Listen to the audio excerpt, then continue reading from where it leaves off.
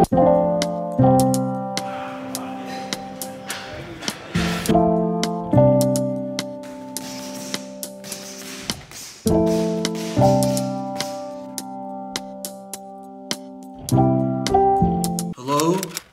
Is this thing on? Is it focused? That's the most important thing. So if I record a full 5 minutes and I realise it's not focused, I'm gonna lose my shit. Right, I think it's focused. Let me know in the comments if I was wrong. So yo, let's catch up. It's been a hot minute. I actually didn't intend for it to be as long a minute. I intended to document our trip to Lake Como. However, both my Sony batteries burned out. That means that they were both fully charged, but in the time for me taking them from being charged to the street to record, they were then flat again. I've had this camera for less than a year and I've just purchased 2 new Sony batteries. Obviously you need 2. That is my 4th and 5th battery for this camera that I've had less than a year. The batteries just burn out so quick, which is a bit of a disgrace, and the quality of filming is great, but the software for this camera and the way it connects to the laptop really isn't. I've had all sorts of issues with it, and as I've previously mentioned, I keep contacting Sony and they're just like, yep, try these 50 troubleshooting bullet points, which I think is a massive liberty considering how new the camera is, and considering also these problems started pretty much immediately. And then I'll go back and be like I've tried them, they didn't work, they'll be okay, try this next 50.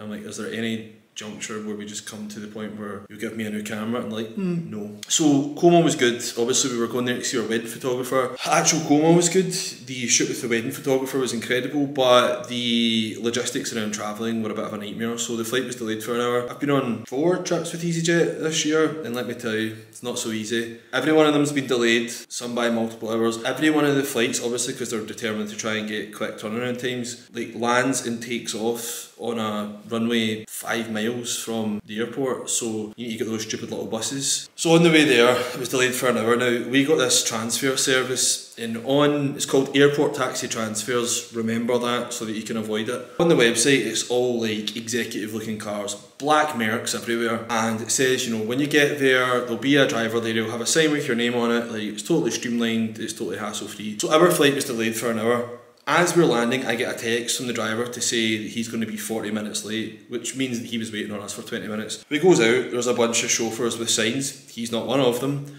We have to go out and find him in the car park. And then if anyone has ever been to Ibiza and got an illegal taxi, i.e. a car that looks like it's been smashed with baseball bats and covered in sand, this is what this car looked like. It was a battered Alfa Romeo with the engine light on, I might add. And also the guy said, because you're 20 minutes late, my boss says that you need to pay an extra 30 euros. Bearing in mind, this return journey was already, with the transfers, 250 euros. I was like, but you were 40 minutes late for us.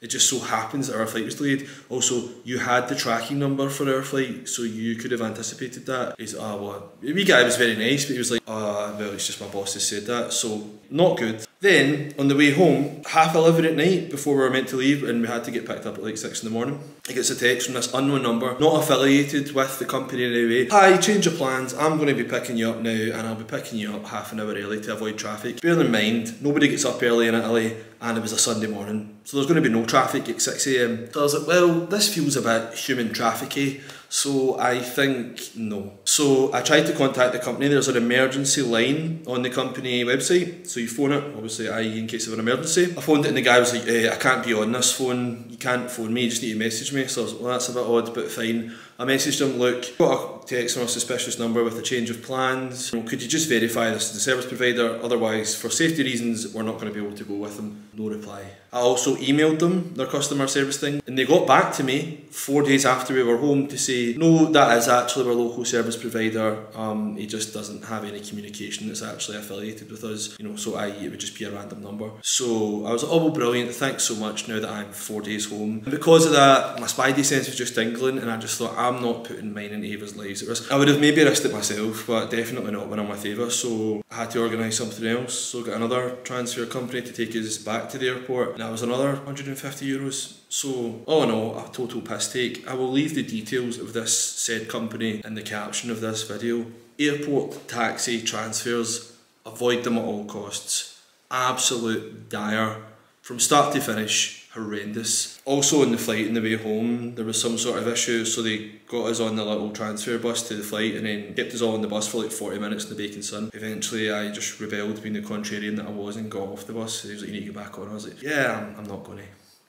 Apart from all that, which was an utter nightmare, also the apartment, not great. It very much didn't look like it did on the website in the pictures, so that was a bit upsetting, but it was fine, we made do. But actual Como itself, wonderful. Really, really nice. We ate some great food, we done a bit of shopping, just wandered around. Obviously you know me, I love Italy, but Rome is very much still my favourite place. There are multiple other places in Italy that I prefer to Lake Como. But it was absolutely wonderful. Meeting Elisabetta and Vic, our wedding photographers, was absolutely incredible. Like, they had a whole team for us to do our engagement shoot. Elisabetta, Vic and 2 videographers, and they couldn't have been any nicer, and the whole thing was just magical. If you follow me, I assume you follow me on Instagram, then you'll have seen the pictures by now, but it was really, really wonderful and it went so well. We absolutely loved it. So yeah, that's that trip summed up. It was nuanced, there was layers to it. So I kind of also just wanted to recap, also, you know me, I'm very goal driven, and how my goals around social media are going this year. So obviously if you follow me and if you watch this channel, you know that at the start of the year my goal was to hit 60k by the end of the year. I started the year with 18k, and I actually believe this time last year I was on 4k, which seems absolutely surreal now. So yeah, I started the year with 18k, my goal was to get to 60 on Instagram, 10 on TikTok and 10 on YouTube. So obviously I surpassed my goal for Instagram pretty early on in the year, about halfway through. So once I got to 60, then I wanted to get to 100, then when I got to 100 I wanted to get to 250 before the end of the year. I'm on 184 now.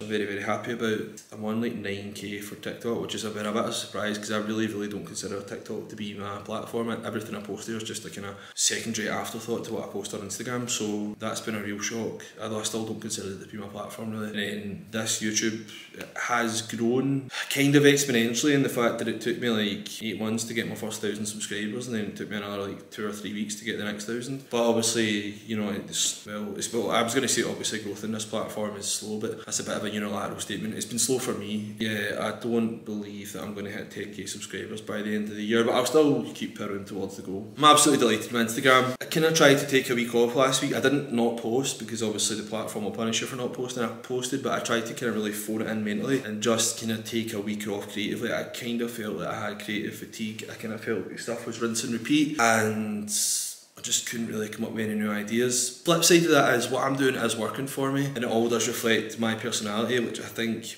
it's healthy to be internally and externally motivated. Like, you have to please yourself, but also if you only please yourself and there's no market for what you're producing, then you're creating in a vacuum, and you know, basically you're performing to an empty room. So you don't want that either. So there has to be like a healthy mix, but obviously all the tangible feedback right now is that what I'm doing is working. I just don't want to stagnate. I know I've said that so many times, but I don't want to plateau, I don't want to stagnate, I don't want to just phone it in, I don't want it to be just rinse and repeat. So, you know, well, the brand of my content is what it is. I want to keep iterating on that and just keep making it more and more professional and coming up with new ideas. So I had a bit of a week off. I did feel rejuvenated after it, and everything is good, but like I said, it's a constant struggle. Just keep trying to make things better, come up with slightly different ideas. I was really pleased with my content last week, and I'm pleased with it so far this week. And I'm doing work with Vinted that I'm posting this evening, which obviously by the time this video comes out you'll see. So everything is going well. I just don't ever want to take it for granted, and I'm still hungry. I'd say right now I feel more determined and motivated. But I think like that's you and I have spoke about before. It's mastering the mundane middle. Everything's exciting at the start and exciting when you get a big result, but in between, you know, it can be quite tedious, and that's the difference between professionals and amateurs, and I very much consider myself to be a professional in this. So yeah, it's just chopping wood, it's just reps, it's just showing up every day. So I think my blue collar approach to it has served me quite well so far, and you know, I just intend to lean into that. So I want to hit 1 million followers next year. Big audacious goals in a capped time frame. Produce innovation and produce a lot more progress, I believe, than they would if you just decided to be reasonable. Which I always think, see, when anybody says be reasonable in any endeavour, I just think, fuck off, don't say that to me, I'm not interested. Like, nothing exceptional was ever done by someone trying to be reasonable, so that's my mindset around it. Like, aim for the stars, and if you don't get there, you'll still get a lot further than you would have if you just intended to be reasonable. So yeah, that's it, everything's going well, still have a fire in my belly to go even further, and I want to get to 1 million followers on Instagram next year. Wedding update, we're really ahead of the curve. So I thought that I had my suit sorted, but I actually want something a bit more custom, so still need to organise my suit. We're both in the process of writing writing our vows. I believe Ava's slightly further ahead than me on that, but you know, we're both in the process of it. The only thing now we need to sort is flowers and catering. I'm unsure if we're going to go back over in the interim between now and then. Initially we had planned to, but I'm not really sure now if we're going to or if we'll need to. Certainly I don't think we will this year. We're kind of over travelling for this year, I think, so I don't, unless it's around like work and band trips or whatever, I don't see us going abroad again this year. Certainly not for a holiday. But yeah, so catering and flowers, which realistically you could probably say both can or be organised remotely. Like I said before, we're doing pizza pasta for the food because obviously it's appropriate to the location. Everybody loves pizza and pasta. It can be done at scale quite easily, and also it's easy to make vegan options. My sister's a vegan, so yeah, we're dead set on that, and I don't think it should be too hard. Especially obviously the venue will have caterers that they work with, you know, that obviously they know are good, so I'm not really worried about that. And flowers, obviously I am not emotionally attached to them in any way. I just want whatever Eva wants, so again that can probably be done remotely. What we do need to organise, actually I forgot, is our legal wedding here. There's a registry office just near us, so we're going to do it there, and we're just going to do it the two of us. We do need witnesses. I don't really know how we're going to work around that, because we really just want to do it the two of us and just make it super special and intimate and just all about us. So we need to organise that, but I don't believe that's too difficult. We have looked into it, and I don't think the admin around it's too difficult, so we'll do that. We're not going to wear our wedding rings after that because we want to keep it nice and special and, you know, put the rings on in the ceremony in Italy. So yeah, we're ahead of the track with that. Again, that being said, you can't get complacent, you know, that way where you've got plenty of time for something and you end up late because you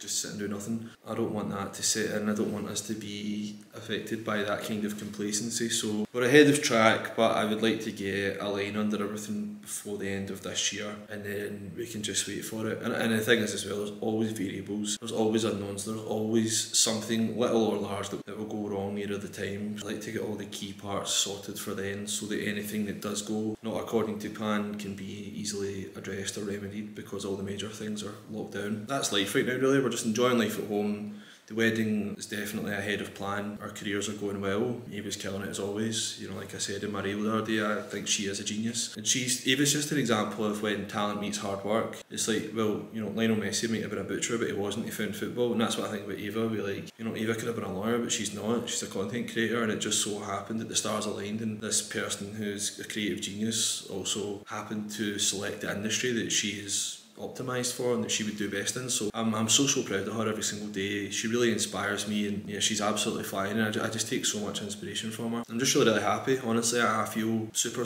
lucky to be living the life I am every single day. I've got the best partner or family in the world and great friends, and I have to say I'm really grateful. At the same time, I'm grateful overall for everybody I have in my life, but I also have an inability to feel satisfaction, and you know, in my career, and I just want to push, and I have such a fire in my belly to absolutely conquer the universe. But sometimes that can be to a fault, but I wouldn't have it any other way. I love being like this, like I've said many times before. Before I go, I've got a couple of series recommendations. So one thing I would say is, does anybody watch Only Murders in the Building? Because we were obsessed with the first two seasons, and we've actually got like 3 or 4 episodes just sitting in this season because it's crap. I think it's turned so gimmicky. It's almost a caricature of itself now. Really hating it. We're watching The Wheel of Time on Amazon. We're up to date with that. It's not as good as the books, but I am still really enjoying it. Difficult to condense that many books into series, so I think they're doing a good job. Albeit I found the start of this season a little slow. I'm watching What We Do in the Shadows, which is this kind of comedy series about vampires. It's a Taika Waititi of like Thor. I don't know if he produces or directs it, but it's like, see if you like